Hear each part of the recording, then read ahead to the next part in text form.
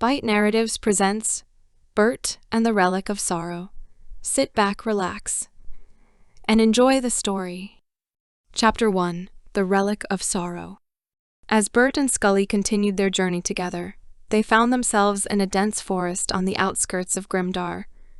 The air was thick with the scent of damp earth and decaying leaves. Skully, hidden in the shadows of Burt's satchel, continued to study the ancient map he had acquired, searching for any clues that might lead them closer to his goal. Burt, on the other hand, was more focused on the forest's beauty. He marveled at the towering trees and the vibrant array of colors in the foliage. Every so often, he would stop to pick a wild flower or two, much to Skully's annoyance. "Concentrate, you imbecile," Skully snapped from within the satchel. "We are on a quest for power, not a leisurely stroll through the woods." Burt sheepishly put the flowers back down and resumed walking. "Sorry, Skully. Just got a bit distracted is all." After several more hours of travel, Skully's eyes lit up with excitement as he discovered a hidden marking on the map. It seemed to indicate the location of an ancient relic known as the Relic of Sorrow, rumored to possess immense power. Skully knew that if he could harness the relic's power, it would bring him one step closer to his ultimate goal. "We must head to the location marked on this map," Burt, Skully announced, his voice filled with anticipation. "It appears to be the resting place of a powerful artifact that will aid us in our quest." Burt, eager to please Skully and help him in any way he could, readily agreed. "Sure thing, Skully. Lead the way, and I'll follow." The duo followed the map deeper into the forest, the sunlight filtering through the dense canopy above, casting dappled shadows on the forest floor. As they ventured further into the wild, Burt noticed that the air grew colder, and a sense of unease began to creep over him. He couldn't quite put his finger on it, but something felt amiss. Unbeknownst to Burt and Skully, they were not alone in the forest. Dark figures lurked in the shadows, watching their every move.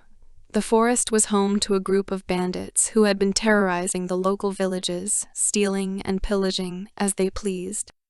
And now they had their sights set on Burt and the hidden treasure that Skully sought. As Burt and Skully neared the location of the relic, the bandits prepared to strike.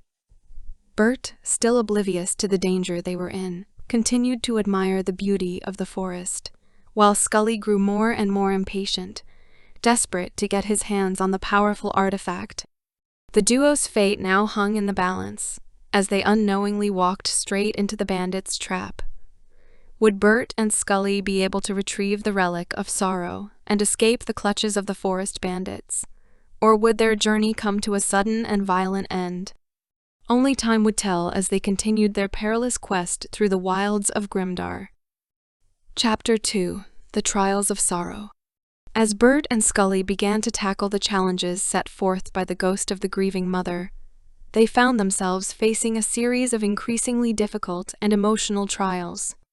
Each challenge was designed to evoke the pain of loss and the weight of sorrow, forcing Burt and Skully to confront the anguish that the villagers had been suffering under the curse.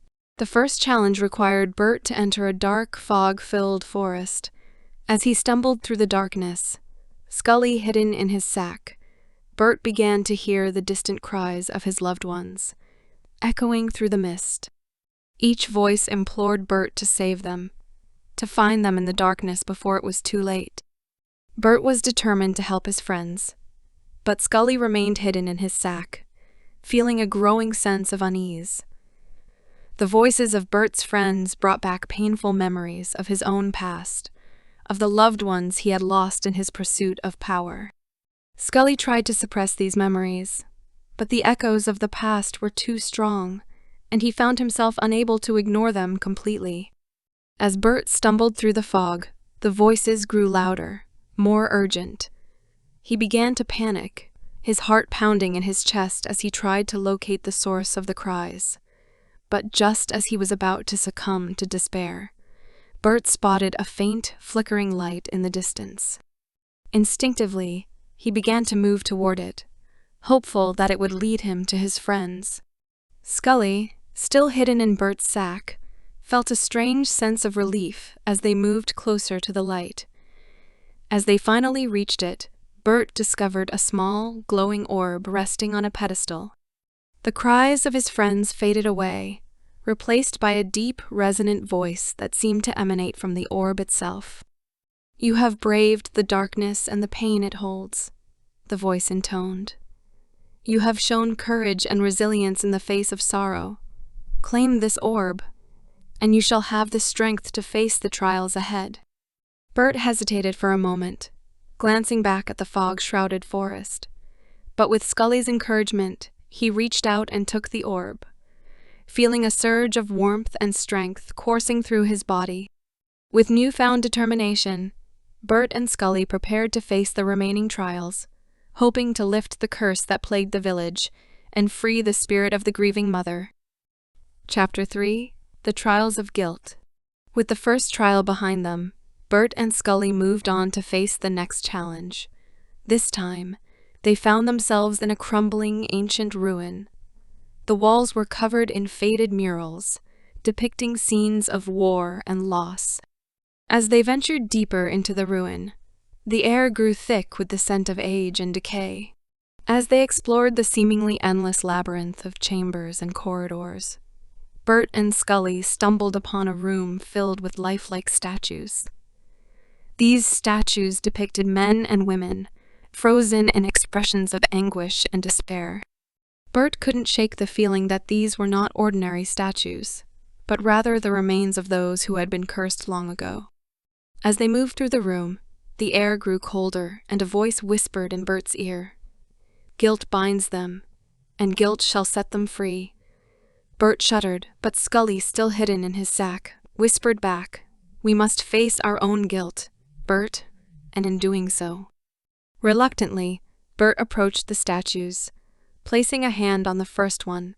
As he did so, a flood of memories washed over him.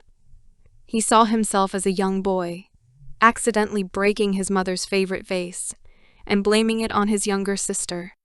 The guilt he felt for that childhood incident came rushing back, weighing on his heart like a heavy stone. He remembered the hurt in his sister's eyes as she took the blame, and the disappointment in his mother's face as she scolded his sister. As Burt stood there, his knees buckled under the emotional weight of his guilt. He realized that he had never truly made amends for his past mistakes, and the pain of that realization was almost too much to bear. Tears welled up in his eyes, and his chest heaved with heavy, labored breaths. With a deep breath, Burt whispered, "I'm sorry," and the statue crumbled to dust, releasing a soul that had been trapped in stone. As Burt moved from statue to statue, he faced the guilt of past mistakes, making amends and setting the trapped souls free. Each apology felt like a burden being lifted, and Burt's heart grew lighter with each soul he released. Skully, meanwhile, watched Burt's actions with a mix of curiosity and impatience. As an ancient necromancer, guilt and remorse were foreign concepts to him. He was eager to complete the trial and move closer to his ultimate goal of regaining power. Skully's primary focus was on getting through this challenge, so he could continue using Burt to advance his dark plans. As Burt freed the last soul, the room began to crumble around them. The walls shook violently, and chunks of ancient masonry fell from the ceiling. Burt and Skully raced through the collapsing ruin, narrowly avoiding being crushed by the falling debris. Once they had escaped the crumbling ruin, Burt, still reeling from the emotions of the trial, turned to Skully and asked, "What guilt did you have to face?" "Skully?" Skully, puzzled by the question, scoffed and replied, "Guilt, Burt. You truly are a simple creature. Let's just say that I have long since moved past such trivial concerns." Burt, sensing that Skully was avoiding the question, pressed on. "But surely there must have been something, right? I mean, Everyone has something they feel guilty about. Skully rolled his eye sockets in exasperation. Burt, I have lived for millennia, and my actions have always been in pursuit of my goals. I do not dwell on the past, nor do I waste time with such sentimental nonsense. Now, let's focus on our next task, shall we? With that, Skully turned away from Burt, leaving the farmer to ponder the true nature of the enigmatic necromancer. Burt, contemplating Skully's words, couldn't help but feel a pang of sadness for the ancient necromancer. He tried to imagine what it must be like to live for so long without feeling any guilt, remorse, or attachment to others. Although he couldn't fully comprehend the weight of such a life, Burt knew that he didn't envy Skully's existence. As they continued their journey, Burt found himself increasingly intrigued by Skully's past and the events that had shaped him into the being he was now. He wondered if there was ever a time when Skully had been capable of experiencing emotions like love, sadness, or empathy, or if his centuries-long existence had simply hardened him to the point where such feelings were irrelevant. At times, Burt would try to engage Skully in conversations about his past, hoping to uncover some hidden depths to the necromancer's character. However, Skully remained as aloof and dismissive as ever, his responses dripping with sarcasm and disdain. "Ah, yes," Burt Skully would say, his voice oozing with mock sincerity. "Once upon a time, I was a bright-eyed, bushy-tailed young necromancer, filled with dreams of friendship and love. But alas, the cruel world crushed my delicate heart, turning me into the cold, unfeeling monster you see before you today." Burt, undeterred by Skully's sarcasm, continued to probe, hoping that somewhere beneath the layers of indifference and arrogance there might be a shred of humanity left in the ancient necromancer. Chapter 4: The Village's Hidden Secret. As Burt and Skully ventured further into the village, they began to notice a strange pattern. The buildings and streets seemed to be getting older and more dilapidated, as if they were traveling back in time. The air grew colder, and a sense of unease settled upon the duo. "What's going on here, Skully?" Burt asked, shivering as he wrapped his arms around himself. "It's like we're walking through a ghost town." Skully, who was floating beside Burt, took a moment to analyze their surroundings. "It seems this village has more secrets than we initially thought," he said, his voice low and ominous. "I can sense a powerful magic at work here, one that has been in place for quite some time. We must tread carefully, Burt." As they delved deeper into the heart of the village, they stumbled upon a hidden chamber beneath the town square. Inside, they found a room filled with ancient tomes and artifacts. In the center of the room stood a large, menacing statue of a hooded figure holding a staff adorned with skulls. "Oh, Skully, what is all this?" Burt whispered, his eyes wide with awe and fear. Skully floated towards the statue, examining it closely. "This is the work of a powerful sorcerer, one who has been practicing dark magic for centuries," he explained. "It seems the village's curse is connected to this individual." Burt scratched his head, confused. But why would someone do this to their own village? Skully chuckled darkly. "Power, Burt. It always comes down to power. This sorcerer must have made a pact with dark forces in exchange for unimaginable power. The village's curse is likely a byproduct of this twisted arrangement." Burt clenched his fists, determination filling his eyes. "Well, we can't just let this stand, Skully. We've got to break this curse and free the village from the sorcerer's grip." Skully rolled his glowing red eyes, knowing that Burt's stubbornness would inevitably lead them into yet another chaotic adventure. "Very well, Burt," he sighed. "But remember, our ultimate goal remains the same: to restore my power and take control of Grimar." With a nod of agreement, Burt and Skully set to work unraveling the dark magic that had ensnared the village, each of them pursuing their own hidden agendas, as their unlikely partnership continued to defy the odds. Chapter 5. The Sorcerer's Lair. Burt and Skully spent hours poring over the ancient tomes and artifacts, trying to decipher the sorcerer's methods and find a way to break the curse. As they researched, Skully couldn't help but feel a sense of admiration for the sorcerer's mastery of dark magic. He had to remind himself that his goal was to regain his own power, and not to become enthralled by another's accomplishments. Meanwhile, Burt struggled to make sense of the complex incantations and symbols, his brow furrowed in concentration.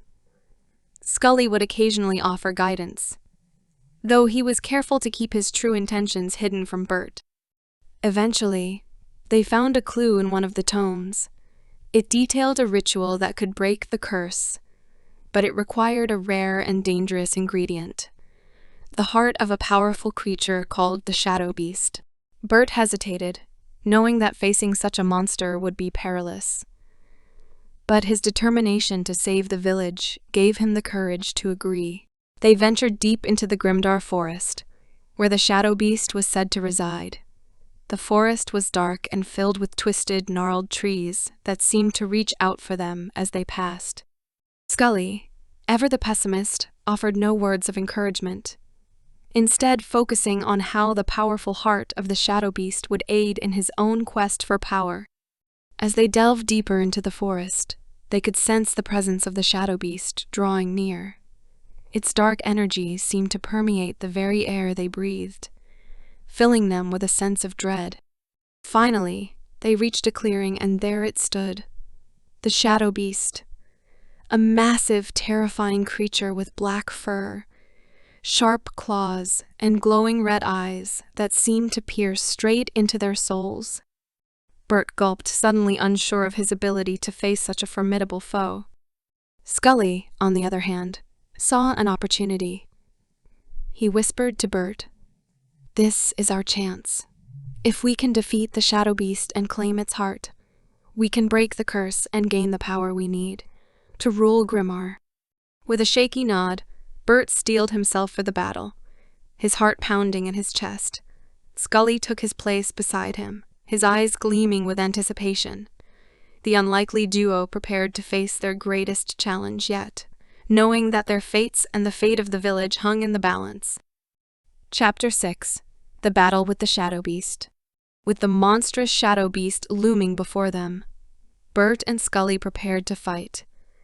Skully instructed Burt on how to channel the dark magic he had learned, though he refrained from revealing too much. Burt, armed with his newfound knowledge and determination to save his village, focused his energy, feeling the power coursing through his veins. The Shadow Beast roared, lunging at them with its razor-sharp claws. Burt quickly cast a protective barrier, narrowly shielding them from the creature's vicious attack. The force of the impact sent them both staggering, but they remained unscathed. Skully, impressed by Burt's progress, began to chant an incantation, summoning a horde of skeletal warriors to assist them in battle. The Shadow Beast snarled, its glowing red eyes darting between the skeletons and its two primary adversaries. Burt, taking advantage of the distraction, conjured a bolt of dark energy and launched it at the beast. The attack struck true, eliciting a pained howl from the Shadow Beast. Emboldened, Burt pressed his advantage, casting more powerful spells under Skully's guidance. Skully, meanwhile, was focused on maintaining control of the skeletal warriors and keeping the Shadow Beast's attention divided. He couldn't help but feel a twisted sense of pride in Burt's progress, even though he would never admit it. The thought of harnessing the power of the Shadow Beast's heart for his own purposes drove him to fight even harder. The battle raged on, with Burt and Skully slowly wearing down the mighty Shadow Beast. Their spells and the relentless assault of the skeletal warriors gradually weakened the creature, but it fought back with the ferocity of a cornered animal. Finally, as the beast reared up for another devastating attack, Burt summoned all his strength and cast a powerful spell that struck the Shadow Beast directly in the heart. The creature let out an agonized scream before collapsing to the ground, its life force extinguished. Burt and Skully, exhausted and battered, approached the lifeless beast. Skully carefully extracted the heart, holding it up to examine the pulsating mass of dark energy. He couldn't help but smile, knowing that they had taken a significant step toward his ultimate goal. Chapter 7. Return to the village. With the shadow beast defeated and its heart in Skully's possession, Burt and Skully made their way back to the village. Burt's heart was heavy with the knowledge of the trials he had faced, but he was also filled with a newfound confidence in his abilities. Skully, on the other hand, reveled in the thought of how much closer he was to regaining his power. As they arrived at the village, they were greeted by the relieved and grateful villagers. The curse had been lifted, and the people could once again live without fear of the shadow beast. Burt couldn't help but feel a sense of satisfaction as he saw the joy on their faces. Burt's family embraced him, tears of relief and gratitude streaming down their faces. Burt hugged his mother tightly, promising that he would make amends for his past mistakes. Skully watched the tender moment from a distance, his thoughts focused on how best to use the shadow beast's heart to further his own agenda. In the following days, Burt worked tirelessly to help rebuild the village, using his newfound magical abilities to repair damaged buildings and tend to the injured. The villagers, once wary of his association with dark magic, began to see Burt as a hero. Skully, meanwhile, continued to study the shadow beast's heart, unlocking more and more of its potential. He realized that he was on the cusp of unlocking a new level of power, one that would bring him ever closer to his ultimate goal. But first, he would need to further Burt's training, molding the simple farmer into an even more powerful instrument of his will.